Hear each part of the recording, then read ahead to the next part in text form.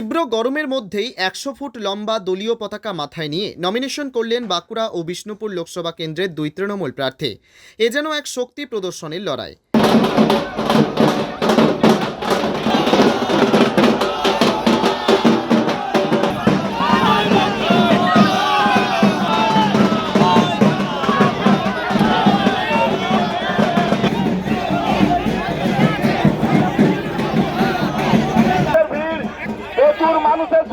গত কয়েকদিন আগেই ঢাকঢোল পিটিয়ে দলীয় কর্মীদের সাথে নিয়ে লোকসভা ভোটে নমিনেশন করেছিলেন বিজেপি প্রার্থী সুভাষ সরকার।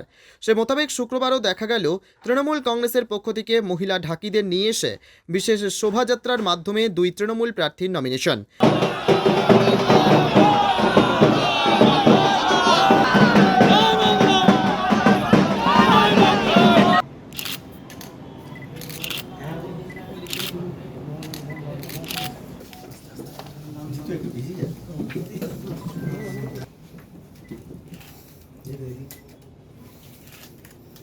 বাঁকুড়া লোকসভা কেন্দ্রের তৃণমূল প্রার্থী অরূপ চক্রবর্তীর পরনে ছিল বাঙালি আনার সাজ ধুতি পাঞ্জাবি।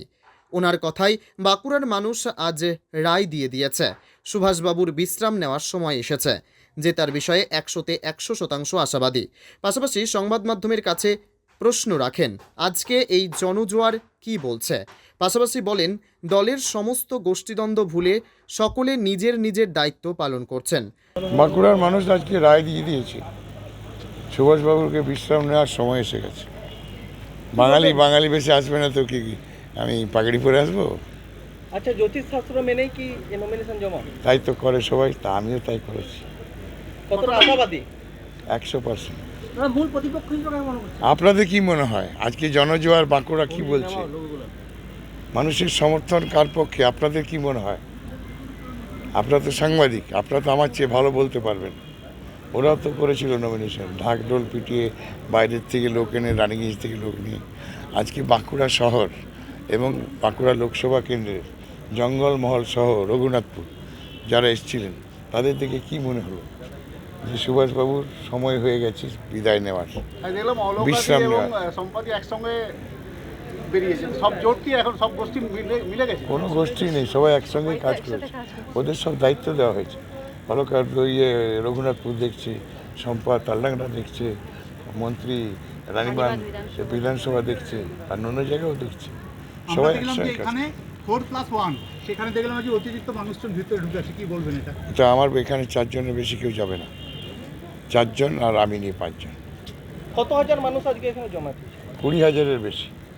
অন্যদিকে বিষ্ণুপুর লোকসভা কেন্দ্রের তৃণমূল প্রার্থী সুজাতা মণ্ডল বলেন মমতা ব্যানার্জির উন্নয়ন জিতবে, অভিষেক বন্দ্যোপাধ্যায়ের নবজোয়ার বইবে। বিষ্ণুপুর লোকসভা কেন্দ্রে এবার তৃণমূল জিতছে, জোড়া ফুল ফুটছে। উন্নয়ন জিতবে, অভিষেক বন্দ্যোপাধ্যায় নবজোয়ার বইবে এবং বিষ্ণুপুর লোকসভায় এবার তৃণমূল কংগ্রেস জিতছে আর জোড়া ফুল ফুটছে। আজকে নমিনেশন দিতে এসে একবারে বাঙালিয়ানা সাজে, কি বলবেন? আমি তো পিওর বাঙালি, লোক দেখানি ভণ্ডামি তো আমি করি না। আমি একজন সনাতনী হিন্দু বাঙালি নারী, যে 30 দিনের মধ্যে 25 দিনই শাড়ি পরি, আর লাল পাড়, সাদা শাড়ি, লাল টিপ, এতেই তো, শাড়িতেই তো নারী, আর এটাই বঙ্গললনার পোশাক। আমাকে ওই একদিনের ভণ্ডামি করে ধুতি পাঞ্জাবিও পরতে হয় না। আর ভণ্ড হিন্দু সাজার জন্য মানে শ্রীমদ্ভগবদ্ গীতা, যেটা আমাদের হিন্দুদের পবিত্র ধর্মগ্রন্থ, তাকে রাস্তায় ফেলে মাটিতে নামিয়ে গড়াগড়িও করতে হয় না। আমি অন্তরে হিন্দু, কিন্তু আমার নেত্রী, আমার পরিবারের শিক্ষা, আমি ধর্ম নিরপেক্ষ মানুষ। আমার কাছে হিন্দু, মুসলিম, শিখ, খ্রিস্টান, ইসাই আমার কাছে সবাই ভাই বোন ভাই। কারণ আমি একটাই কবির কথাই বলতে চাই, মোরা একই বৃন্তে দুটি কুসুম, হিন্দু মুসলমান, মুসলিম তার নয়নমণি, হিন্দু তাহার প্রাণ। আর আমি মনে প্রাণে আমি হচ্ছেন একজন সনাতনী হিন্দু বাঙালি নারী। আমাকে কোনো ভেগ ধরার দরকার পড়ে না। দেখুন, ওনার ভণ্ডামিটার ব্যাপারে উনিই বলতে পারবেন, কারণ উনি দিনের পর দিন জোকারে পরিণত হচ্ছেন। আর আমি কিন্তু লাল পাড় সাদা শাড়ি পরতে ভীষণ ভালোবাসি, পুজো পার্বণে পরি, এমনকি বোনের বিয়েতেও পরেছিলাম। আর সবচেয়ে বড় কথা হচ্ছে যে লাল পাড় সাদা শাড়ি আর কপালে লাল টিপ, এতেই তো বঙ্গললনার পরিচয়, শাড়িতেই নারী। আর দেখুন, উনাকে জিজ্ঞাসা করবেন, উনি 365 দিনের মধ্যে একদিনও ধুতি পাঞ্জাবি পরেন না, শুধু ভণ্ডামি করতে সেদিন এসেছিলেন। কিন্তু আমি একজন প্রকৃত সনাতনী হিন্দু হয়ে শ্রীমদ্ ভগবদ গীতাকে রাস্তায় মাটিতে ফেলে যে অসম্মান করে উনি ভণ্ডামিটা দেখিয়েছেন, এই অসম্মান মানুষ বরদাস্ত করবে না। বিষ্ণুপুর লোকসভা ক্ষমা করবে না। বিষ্ণুপুর লোকসভা ওনাকে গোহারান হারিয়ে রাজনীতির মানচিত্র থেকে বিদায় করে দেবে। 100%-এরও বেশি আশাবাদী, কারণ মানুষ মমতা বন্দ্যোপাধ্যায়ের উন্নয়নকে জেতাবে। কাকে দেখছেন? কাউকে না, সাধারণ প্রতিযোগী মাত্র, প্রতিপক্ষ কেউ না।